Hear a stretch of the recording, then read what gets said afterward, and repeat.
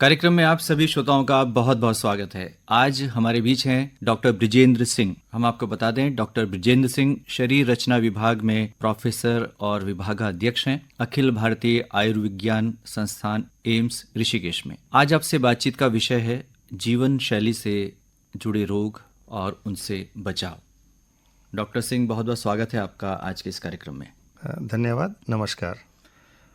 Doctor Brijendra Singh, हम सभी जानते हैं कि इस विकास की दौड़ में हमने बहुत कुछ हासिल किया है, लेकिन इस प्रक्रिया में बहुत कुछ खोया भी है। जी। जब हम विकसित राष्ट्र की श्रेणी में आने के लिए आतुर हैं, बल्कि इस पंक्ति में हम खड़े हैं, तो ऐसे में सड़कें बनी हैं, यातायात बहुत सुगम हुआ है, जी। हमारी जो जीवन शैली है उसमें आधुनिकता का समावेश भी हुआ है। जी। तो ये जो जीवन शैली में परिवर्तन, क्या ये आवश्यक था या होना ही था? जी, आपने बिल्कुल ठीक कहा कि हम देखते हैं, पहला तो हमें ये सिद्धांत का मानना होगा कि प्रकृति भी स्वयं परिवर्तनशील है। निरंतर परिवर्तन ही सुंदरता की परिभाषा भी होती है। जी। परंतु हमें यह भी मानना पड़ेगा कि जब कोई चीज का नया सृजन होता है तो तभी हो सकता है जब हम कुछ पुरानी चीजों को वहां से हटाएं या उनमें परिवर्तन करें। इसी तरह से जब देश में नई सड़कें बनती हैं, जो आपने कहा, या औद्योगिकरण होता है, नई फैक्ट्रियां बनती हैं, नए उत्पाद बनते हैं, लोगों को काम मिलता है, देश बढ़ता है, तो उसके साथ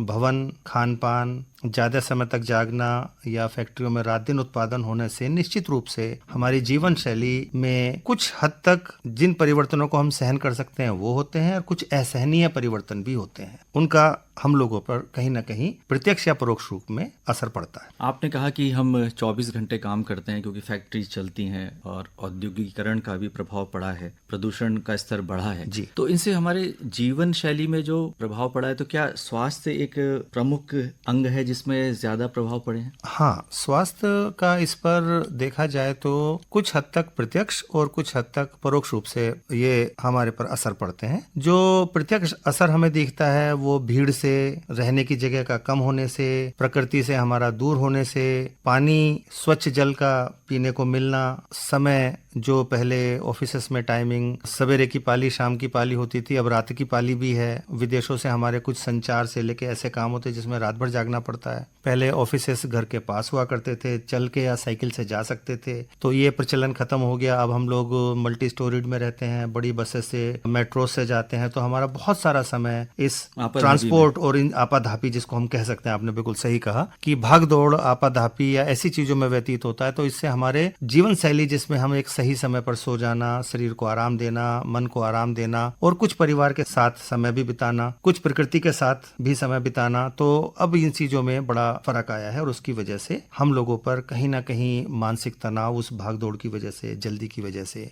अपने घरों से दूर रह के पढ़ाई करना, अपने घरों से दूर रह के जॉब करना, तो उससे खान पान पे भी असर पड़ता है। तो विकास के साथ साथ हमने ये भी देखा कि हमने बहुत सारी ऐसी बीमारियां हैं जिन पर विजय प्राप्त की है, जो कि चिकित्सा के क्षेत्र में भी बदलाव हुए हैं, उसमें नित नई खोजें हुई हैं, नए टीके आए हैं, नई दवाओं का आविष्कार हुआ है, सर्जरी के क्षेत्र में भी हम बहुत आगे गए। बिल्कुल ठीक कहा आपने। लेकिन वो कौन सी बीमारियां हैं जो इसके साथ आ गई हैं और उन पर विजय प्राप्त करना थोड़ा कठिन दिखाई दे रहा है? हाँ, आपने बिल्कुल बहुत अच्छा प्रश्न भी कहा और बहुत अच्छा उत्तर भी आपने स्वयं दिया कि हमने बहुत सारी चीजों पर विजय प्राप्त की।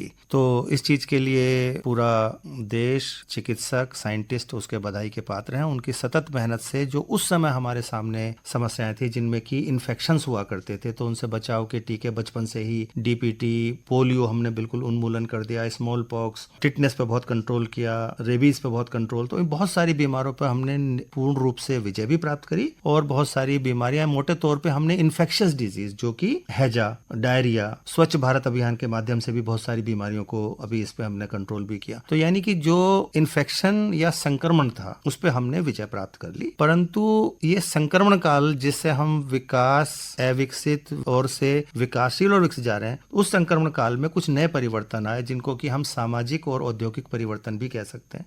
उनकी वजह से हम लोगों को नई बीमारियां या जीवन शैली जनित रोग, जिनको हम कहना चाहते हैं, वो बढ़े, जिनमें कि मानसिक तनाव, मानसिक अवसाद, अकेलापन, हृदय के रोग, ब्लड प्रेशर और डायबिटीज एक महामारी के रूप में बना है। के साथ साथ जीवन से एक आम बीमारी जिसको हम कहते हैं कि जब पहले हम कमजोर हुआ करते थे, माता पिता चाहते थे बच्चे मोटे हों, स्वस्थ हों, पर अब लगता है मोटापा भी एक महामारी हो गई है। तो ये चीजें हमारे परिवर्तन में जरूर आई। ये जो रोग हैं, जीवन शैली से जुड़े रोग, क्या ये आजीवन हमारे साथ रहने वाले हैं? ये आपने जो बात कही ये थोड़ा चिंतित भी करती है और थोड़ा से हमें आशा भी देती है। आजीवन तो ये साथ नहीं रहेंगे, जीवन सतत प्रक्रिया है, जीवन में बदलाव भी होंगे, परंतु हम संभवतः उन बदलावों के साथ अपने आप को एक रूप नहीं रख पाए। हमने उन बदलाव का स्वागत तो किया, परंतु कहीं बदलाव, एक पुरानी उक्ति है कि अति सर्वत्र वर्जते, तो उस अति में हम लोग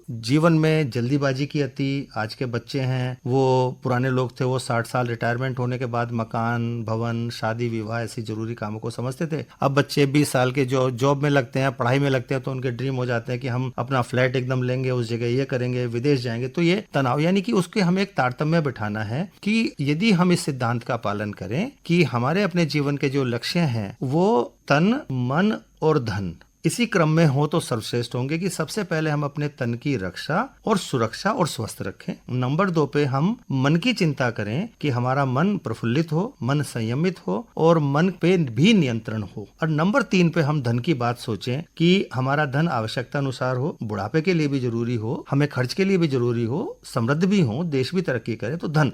परंतु कुछ ऐसा लग रहा है कि इस आपाधापी और अति विकास के चक्कर में संभवतः लोगों ने धन को प्राथमिकता कर दी और धन अर्जन करने के लिए वो अपने मन को भी मार रहे हैं और तन तो निरंतर मर रहा है, और वो वियर टियर जो समय के साथ होना चाहिए था संभवतः बहुत जल्दी हो रहा है। जी, बिल्कुल सही कहा आपने कि हमने विकास के साथ जो अपनी प्राथमिकताएं हैं उसको तय करना होगा और एक सामंजस्य बिठाना होगा। अब जानना चाहेंगे कि जैसे कि आपने चर्चा की, उच्च रक्तचाप है, मधुमेह है, हृदय रोग हैं और मानसिक तनाव, जी, ये जीवन शैली से जुड़े रोग हैं। एक एक करके हम बात करेंगे जी कि उच्च रक्तचाप कितना घातक है। इसमें उच्च रक्तचाप के बारे में हम लोग चिकित्सा विज्ञान में कहते हैं कि ये एक शांत मृत्यु बोधक है, यानी साइलेंट किलर है। जैसे आपको, हमें किसी को बुखार हो जाता है तो हम इमीडिएटली तत्काल रूप से डॉक्टर पे जाते हैं, डॉक्टर साहब इनको बुखार हो गया या इनको कुछ जाड़ा लग रहा है, मतलब कोई लक्षण दिखते हैं। ब्लड प्रेशर या हाई ब्लड प्रेशर, इनके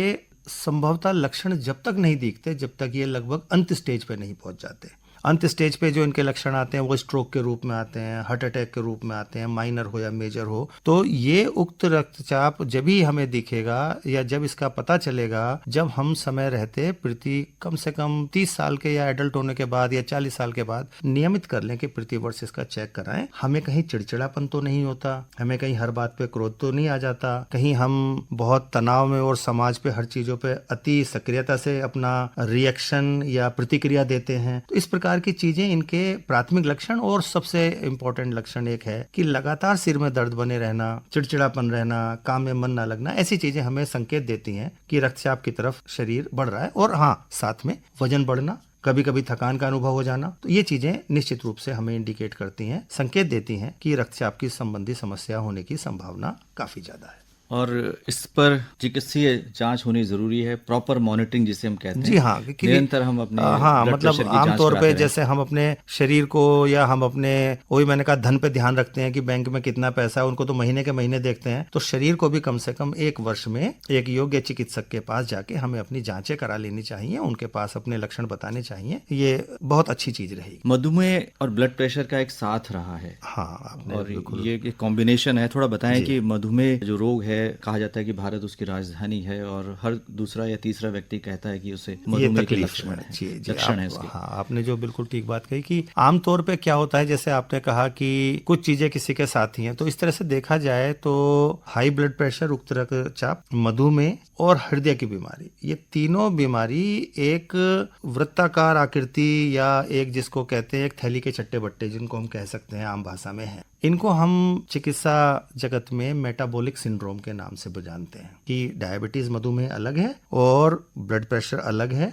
और तीसरा हार्ट की या हृदय संबंधी विकार जिसमें coronary artery, heart attack, stroke आ गए। ये तीनों एक ऐसा ट्रायंगल बन जाता है, त्रिभुज बन जाता है, जिनके तीनों अलग अलग जो है कोने उस पर रखे हैं, परंतु ये तीनों जीवन शैली जनित रोग हैं, तीनों के तीनों। होता क्या है कि हमारा इस जीवन शैली की वजह से हम व्यायाम नहीं करते, हम अपने मन में तनाव बढ़ाते हैं, भोजन का समय निर्धारित नहीं है, आधा समय हमारा जीवन के ऑफिसों की भागदौड़ में निकल जाता है। तो ये तीनों चीजें जब मिलकर एक साथ आती हैं तो किसी व्यक्ति में रक्तचाप पहले आ जाता है, किसी व्यक्ति में मधुमेह पहले आ जाता है, किसी में हृदय संबंधी रोग पहले आ जाते हैं। तो ये तीनों का जो है एक मेल इस तरह समझिए, या तो पहले एक आएगा अपने साथ दूसरे को लाएगा, या तीनों एक साथ होंगे। परंतु ये पूर्ण रूप से इनका निवारण भी संभव है और इसका बचाव भी संभव है, और यदि हम इनमें से किसी से ग्रसित हैं तो बाकी दो को भी रोक सकते हैं और इनको भी निश्चित रूप से कंट्रोल कर सकते हैं जीवन शैली और थोड़ी सी दवाओं के माध्यम से। तो डॉक्टर साहब, जैसे आपने कहा कि इस पर नियंत्रण रखा जा सकता है, इसको मैनेज भी किया जा सकता है जी। और बचाव के तरीके आपने कहा हैं जी। थोड़ा हमारे श्रोताओं को बताएं कि क्या परिवर्तन हमें अपने जीवन शैली में करने होंगे यदि हम इन रोगों से ग्रस्त हैं। इसमें हम दो सिद्धांतों पर सबसे पहले ध्यान दें कि जीवन शैली का अर्थ क्या है। जीवन शैली का अर्थ है कि हम एक निश्चितता के साथ एक निरंतरता पूर्वक अपने खान पान और आराम व्यायाम इनका ध्यान रखें। तो हम लोगों को ये तय करना होगा कि हमें अपनी इस भागम भाग वाली जिंदगी से सबसे पहले अपने आप को एक शेड्यूल बनाना होगा, एक समय सारणी बनानी होगी कि लगभग उदाहरण के तौर पे हम तय कर लें कि हमें 6 से 7 बजे के बीच में निश्चित रूप से उठना है, और उठने के बाद फ्रेश होने के बाद नित्यक्रम आदि से निवृत्त होने के बाद हम लोगों को कम से कम 15 मिनट से 20 मिनट का समय किसी व्यायाम या योगा या श्वसन योगा में निश्चित रूप से देना है दिन प्रतिदिन। तो इससे सबसे पहले उठते ही हमारा मेटाबॉलिज्म या चयापचय की जो हम प्रणाली बोलते हैं वो एक्टिव हो जाएगी। एक नंबर 2, शुरू के उठने के बाद 1 घंटे तक हमें आमतौर पे कोई भी अखबार, टीवी या इस प्रकार की व्हाट्सएप या सोशल मीडिया इस पे इमीडिएटली उठते ही अपनी अति सक्रियता नहीं करनी है, क्योंकि उसमें बहुत सारी ऐसी खबरें सकारात्मक भी होती हैं, परंतु आजकल सकारात्मक कम और नकारात्मक खबरों का प्रतिशत ज्यादा है, वो हमें थोड़ा सा उद्वेलित करती हैं और उससे हमारे मन में अति सक्रियता आ जाती है और हम सुबह उठते ही एक स्ट्रेस वाली स्थिति में, यानी तनाव से मुक्त होना चाह रहे थे, तनाव में आ जाते हैं। दूसरा, उसके बाद जब हम अपने ऑफिस में जाने की कोशिश करें, यदि हम अपने घर से निकलते हैं तो उसमें हम थोड़ा सा नियंत्रण करें और अपने समय को, हम रोजाना ऑफिस जाते हैं, रोजाना सारे कार्य, तो हमें पता हो कि समय कितना लगता है, तो थोड़ा सा उसमें 10-5 मिनट का मार्जिन ले, भागम भाग से बचें, शांति से अपने ऑफिस में पहुंचे और एक निश्चित मात्रा में भोजन करके चलें। वो हम अपनी रुचि के हिसाब से तय कर लें।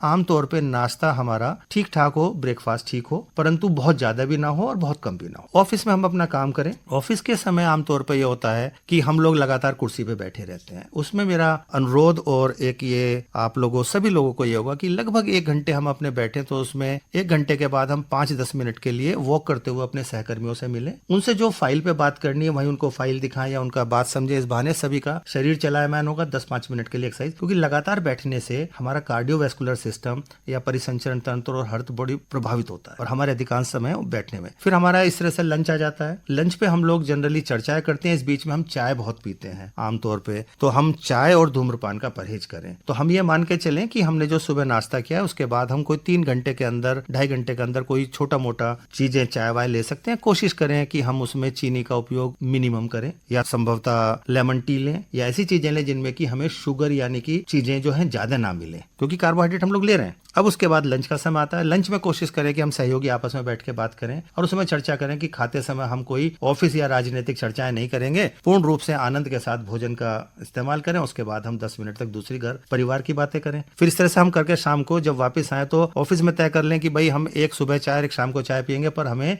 इसमें कैलोरीज और शुगर की ऐड नहीं करनी है। शाम को उसके बाद हम अपने घर प्रसन्नता पूर्वक आए। होता क्या है कि हम चिड़चिड़ाते हुए ऑफिस जाते हैं और वहां का चिड़चिड़ापन आके अपने बीवी बच्चों पे निकाल लेते हैं। इधर बीवी बच्चे भी लड़ते हैं, तो कुल मिला के हमारी जीवन शैली तो खत्म और वो जीवन युद्ध और द्वंद्व के रूप में बदल जाता है। अब शाम की शैली की यदि चर्चा करें तो शाम को आप अपने घर आए, घर आते ही पहले 2-3 सकारात्मक बातें करें। बच्चे की स्कूल की कोई अच्छी बात है पहले उसको डिस्कस करें। होता क्या है कि हम जाते बच्चे की नकारात्मक बात, पड़ोस की नकारात्मक बात करते हैं। शाम का भोजन हम तय कर लें कि कुछ भी करें पूरा परिवार एक साथ करे और 7 बजे से हद कोशिश करें 8 तक कर लें, बहुत हद कमाल 8:30 तक कर लें। तो कहने का मतलब है कि 8 बजे से सवेरे 8 बजे तक, यानी ज्यादा ना हो तो 12 घंटे का आप अपनी लीवर, हार्ट, जीआईटी, फेफड़े सभी को आराम भी दें। तो जो आजकल एक आप जिसको फैशन समझते हैं वो तो हमारे पूर्वजों ने पहले से ही कह रखा है, व्रत। तो 12 घंटे का ऐसा व्रत हो जिसमें कि अब हम कुछ ना खाएं। यदि उसके बाद हम टीवी भी देखें तो केवल पानी पिएं। बहुत आवश्यकता है तो मात्र फल लें। और भोजन के बाद रात को अपने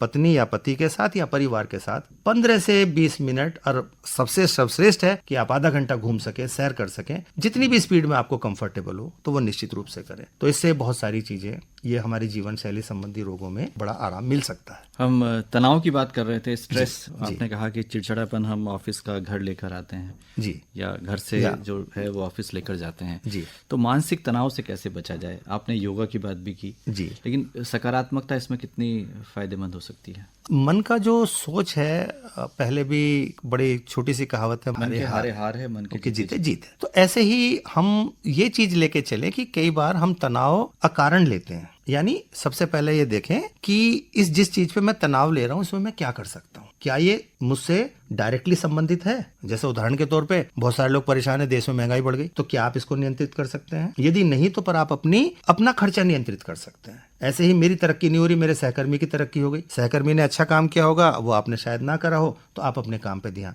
तो यानी कि दोबारा वही बात आ जाती है, तन मन धन। यानी सबसे पहले स्वयं पे ध्यान दें, जो उसमें कर सकते हैं वो करें, जिसमें नहीं कर सकते हैं उसकी मांगने पर सलाह दें, अनावश्यक सलाह ना दें। तो हम तनाव उस चीज में लें कि हम जीवन शैली नियंत्रित करें, समय पे काम करें और जो विषय जिनका है उन विषयों में अनावश्यक हस्तक्षेप ना करें। यदि बैंकिंग सेक्टर से हमारा काम नहीं है तो हम बैंक के सेक्टर्स पे, भीड़ पे हम परेशान है तो क्या भीड़ में हमने अपने बच्चे स्वयं नियंत्रित करें? यदि हम 3 और 4 बच्चे पैदा कर रहे हैं, सभी लोग कर रहे हैं, तो हम कह रहे हैं कि भीड़ क्यों बढ़ रही है, देश में आबादी क्यों बढ़ रही है? तो ऐसी चर्चाओं पे ध्यान ना देकर अपने काम पे फोकस करें और साथ में जिसमें किसी की सहायता करें। दूसरे लोगों की सहायता करने से आपको मन को बड़ा सुकून मिलता है। यदि आपका कोई सहकर्मी, आपका कोई जूनियर, आपका कोई सीनियर किसी परेशानी में है, आप उनकी बात सुने और बात सुनने के बाद अपने अनुभव के हिसाब से उनको सलाह दें। यहाँ तक आपका तनाव कम होगा। परंतु उसने सलाह नहीं मानी और आप उस पर तनाव ले रहे हैं, ये आपकी गलती है। तो हम एक दूसरे की सहायता करें, एक दूसरे से सहायता भी लें। और यदि कभी ऐसा लगे कि तनाव ज्यादा है तो निश्चित रूप से चिकित्सक से और बीच में अपने घर परिवार के बड़े लोगों के अनुभव का लाभ भी लें। अंत में युवाओं के लिए क्या सलाह है? खासतौर से हम देख रहे हैं कि उनका जो खान पान है और नशे की ओर वो ज़्यादा प्रवृत्त हो रहे हैं और उसमें लड़के लड़कियां भी हैं, दोनों ही शामिल हैं। और ख़ासतौर से जो कॉलेजेस का जो कैंपस है उसमें इस तरह की घटनाएं ज़्यादा हो रही हैं, तो उनके लिए क्या सलाह है आपकी? आपकी सलाह इसमें सबसे पहली तो ये है कि पारिवारिक मूल्य यदि हमारे हैं, हम पूरा दिन सामाजिक प्लेटफॉर्म्स पे, फेसबुक, व्हाट्सएप, इंस्टाग्राम, इन सब पे उन वर्चुअल लोगों से हम बात करते रहते हैं जिनको हम जानते नहीं, परंतु हम अपने घर में अपनी पत्नी से, अपने बच्चों से कभी बात नहीं करते। हम उनसे बात करें, उनको अपनी वैल्यूज बताएं, उन्हें अपने संघर्ष भी बताएं, उन्हें बताएं कि बेटा जीवन एक साइकिल की तरह है, जब तक आप पैडल मारते रहेंगे, चलती रहेगी, तो संघर्ष सतत नियम है। पैडल मारना बंद कर देंगे, साइकिल थोड़ी दूर चलेगी फिर गिर जाएगी। तो अपने बच्चों की हम प्रॉब्लम को भी समझें, उनके सामाजिक परिवेश को भी समझें। जो परिवर्तन हमने झेले हैं, हमने शायद वो परिवर्तन धीमे धीमे देखे हैं, परंतु उनके सामने परिवर्तन बहुत तेजी से हुए हैं। तो हम भी उसमें सामंजस्य अपनाएं, बच्चों से बात करें, बच्चों को इस तरह से समझाएं कि जैसे कि बेटा मैं सिगरेट शराब नहीं पीता हूं तो इसलिए आज मैं 45, 50, 60 साल में भी स्वस्थ हूं, परंतु तुम ये देखो कि हमारे परिवार में निकटवर्ती लोगों में कोई ऐसे उदाहरण भी होंगे जिन्होंने इन चीजों का कुछ इस्तेमाल किया हो और उनका जीवन जल्दी चला गया या वो बीमार है, तो हम उनको उदाहरण के साथ समझाएं तो उन बच्चों को जरूर अच्छा लगता है। साथ में उनके दोस्तों के बारे में हम चर्चा करें और उनको समझाएं कि बेटा जीवन में फास्ट नहीं चलेंगे, हम स्लो एंड स्टडी चलेंगे। Fast food, fast life, fast speed, ये सब एक्सीडेंट्स को और इंसिडेंट्स को जन्म देते हैं, but slow and steady wins the race. हम अपने मूल्यों पर, जीवन शैली को आधारित करें और इन चीजों को हम समझे तो मुझे लगता है कि इसमें काफी हद तक सहायता मिल सकती है। डॉक्टर बृजेंद्र सिंह, आज आपने बहुत ही महत्वपूर्ण बातें हमारे श्रोताओं के साथ साझा की। स्टूडियोज में आने के लिए आपका बहुत बहुत आभार, धन्यवाद। बहुत बहुत धन्यवाद आपका भारती जी।